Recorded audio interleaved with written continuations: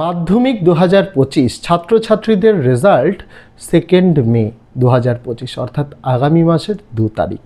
এই খবরটা তোমরা গুগলে যখন সার্চ করছো সেখানে দেখতে পাচ্ছ বিভিন্ন জায়গায় ভিডিওর মাধ্যমে, রিলসের মাধ্যমে বিভিন্ন জায়গায় এটা শেয়ার হচ্ছে। খুব স্বাভাবিকবশতই ছাত্রছাত্রীদের মনে উদ্বেগের একটা কারণ হয়ে যাচ্ছে। আজ চেষ্টা করা হবে এই ভিডিওর মাধ্যমে সম্পূর্ণ তথ্যটা ডিকোড করা, তোমাদের সামনে সঠিক তথ্যটা তুলে ধরা।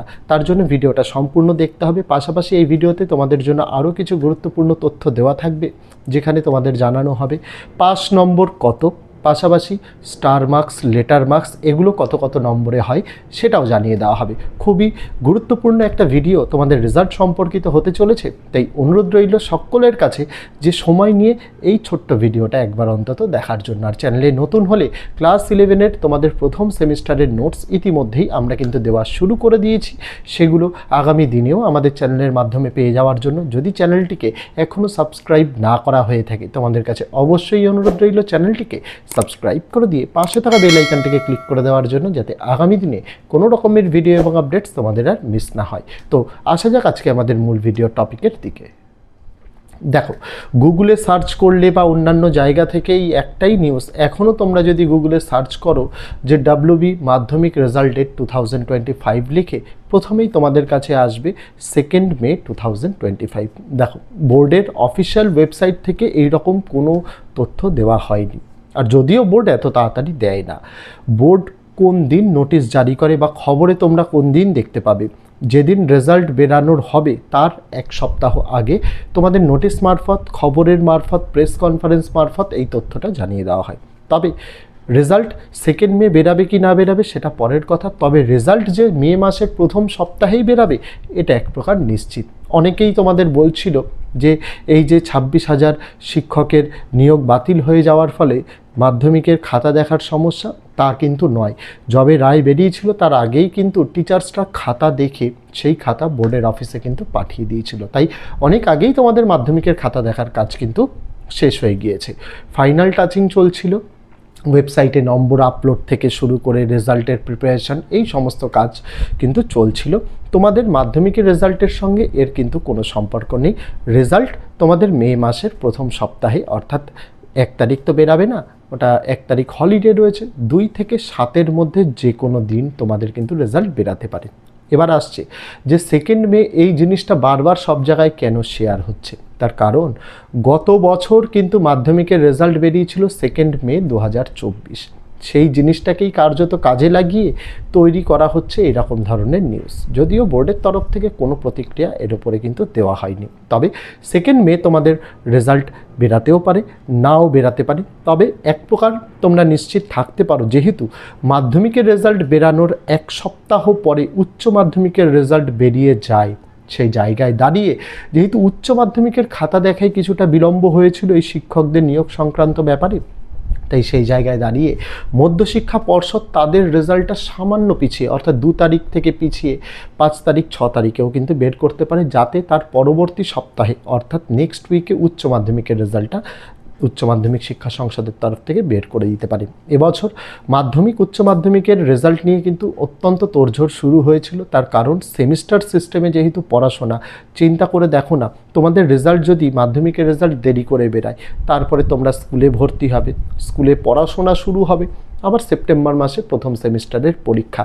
এই জায়গায় দিক থেকে দাঁড়িয়ে বোর্ড চেয়েছিল কিন্তু অ্যাজ আর্লি অ্যাজ পসিবল তোমাদের রেজাল্টটা বের করে দেওয়ার জন্য, কিন্তু ওই যে উচ্চ মাধ্যমিকের রেজাল্টে সামান্য বিলম্বের জন্য তোমাদের রেজাল্ট হয়তো 1-2 দিন একটু ডিলে হতে পারে। তবে মে মাসের, আবারও বলছি, মে মাসের প্রথম সপ্তাহেই তোমাদের কিন্তু রেজাল্ট বেরাচ্ছে এক প্রকার নিশ্চিত। কোনো এক্সপেক্টেড ডেট বলা পসিবল নয়। যবে রেজাল্ট বেরানোর হবে তার 1 সপ্তাহ আগে বোর্ডের দ্বারা যখন জানানো হবে অথেন্টিক্যালি, তখনই এক্স্যাক্ট ডেট বলা পসিবল। 2 মে এটা সার্কুলেট হচ্ছে এই জন্য, গত বছরের রেজাল্টের ডেট যেহেতু 2 মে ছিল সেটাকেই ধরে কিন্তু চলা হচ্ছে। তবে তা নয়, গতবারের পরীক্ষা এবারের পরীক্ষার কিন্তু 15 দিন আগেই কিন্তু শেষ হয়ে গিয়েছিল। সেই জায়গায় দাঁড়িয়ে তোমরা চিন্তা করার কোনো দরকার নেই, তোমাদের মে মাসের প্রথম সপ্তাহে রেজাল্ট তো বেরাচ্ছেই, এবং এই সমস্ত তথ্যে কান দিয়ে লাভ নেই। বোর্ডের তরফ থেকে এখনও কোনো রকম কিন্তু এই রকম ডেট বলা হয়নি, তবে প্রথম সপ্তাহ এটা এক প্রকার কনফার্ম, যে কোনো দিন 2 থেকে 7 তারিখের মধ্যে যে কোনো দিন তোমাদের রেজাল্ট বেরাতে চলেছে। এই ছিল রেজাল্ট নিয়ে একটা যে রিউমার তৈরি হয়েছিল, সেটাই একটু তোমাদের সামনে ডিকোড করার চেষ্টা করলাম উপযুক্ত তথ্য দিয়ে। চাইলে তোমরা বোর্ডের ওয়েবসাইটটাকেও ফলো করতে পারো, www.wbbsc.org.wb.in। এই ওয়েবসাইটে গিয়েও তোমরা কিন্তু নোটিশগুলো ফলো করতে পারো। এবার আসা যাক মাধ্যমিকে পাস নম্বর। মাধ্যমিকে প্রত্যেকটা বিষয়ে পাস নম্বর হচ্ছে 25 করে, যেখানে 90 নম্বরের লেখা পরীক্ষা, 10 নম্বরের তোমাদের প্রজেক্ট। এই টোটাল 100-র মধ্যে তোমাকে 25 পেতে হয়। সেক্ষেত্রে লেখায় 15 আর প্রজেক্টে 10, এই নিয়েও তোমরা কিন্তু 25 পেলেও পাস। এরকম কোনো মানে নেই যে প্রজেক্টে আলাদা করে 5 নম্বর বা লেখায় আলাদা করে 5 নম্বর, দুটো মিলিয়ে 25 উঠলেই হলো। আর প্রজেক্টে বেশিরভাগ স্টুডেন্টকেই কিন্তু 10-এ 10 দেওয়া হয়। খুব খারাপ হাতে গোনা কিছু স্টুডেন্টকে হয়তো 9 বা 8 দেওয়া হয়, তবে ম্যাক্সিমাম স্টুডেন্টই যে 10 পায় এতে চিন্তার কোনো কারণ নেই। অনেকে মনে করতে পারে যে আমরা তো হিসাব করলাম বাড়ি এসে 12 কি 13 উঠছে লেখায়, সেক্ষেত্রে কি আমি ফেল? একদমই নয়, তোমাকে গ্রেস নাম্বার দিয়ে পাস করিয়ে দেওয়া হবে, চিন্তা করার কিন্তু কোনো কারণ নেই। তবে তোমাদের একটা কথা বলতে চাই, এই গ্রেস নম্বর কিন্তু তোমাদের ওই যদি 2 বা 3টে বা 4টে সাবজেক্টে হয়, তাহলে কিন্তু ওই 2-3 নম্বর কম পেলেই গ্রেস দেওয়া হয়। দেখা গেল 3টে বা 4টে সাবজেক্টে তোমার 10 নম্বর 8 নম্বর করে শর্ট, সেই ক্ষেত্রে কিন্তু গ্রেস নম্বর দেওয়া হয় না। গ্রেস নম্বর নিয়ে আলাদা করে ডেডিকেটেড একটা ভিডিও বানাবো, চিন্তার কোনো কিন্তু তোমাদের কারণ নেই। এবার আসা যাক মাধ্যমিকে লেটার মার্কস কত। লেটার মার্কস প্রত্যেকটা বিষয়ে 80 বা তার বেশি পেলে সেই বিষয়ে তুমি লেটার পেয়েছো বলে গণ্য করা হয়।